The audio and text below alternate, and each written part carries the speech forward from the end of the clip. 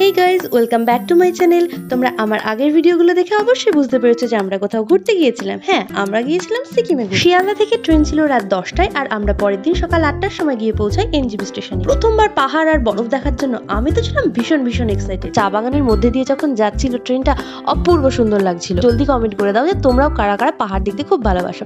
আর এই যে সারাদিন কিছু না খাওয়া দাওয়ার পরে বেলা 12টার সময় আমরা পৌঁছালাম একটা হোটেলে, সেখানে ব্রেকফাস্টের উদ্দেশ্যে। পৌঁছে দেখি বাইরের দৃশ্যটা কি অপূর্ব। পাশ দিয়ে বয়ে চলেছে পাহাড়ি নদী তিস্তা, আর আমরা তার পাশে বসে বসে খাচ্ছি পুরি আর আলুর দম। তো সবাই মিলে আমরা ব্রেকফাস্ট করে নিলাম বেলা 12টার সময়।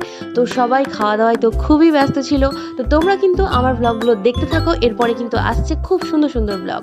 এবং দোকানটায় এত কালারফুল ছিল কি বলবো। আমরা এখান থেকে কয়েকটা ক্যাডবেরি নিয়ে আবার রওনা দিলাম আমাদের হোমস্টের উদ্দেশ্যে। আমরা এগোচ্ছিলাম আর আমাদের পাশ দিয়ে বয়ে যাচ্ছিল তিস্তা। তো তিস্তার সৌন্দর্য দেখতে দেখতে আমরা পৌঁছে গেলাম আমাদের গন্তব্যস্থলে।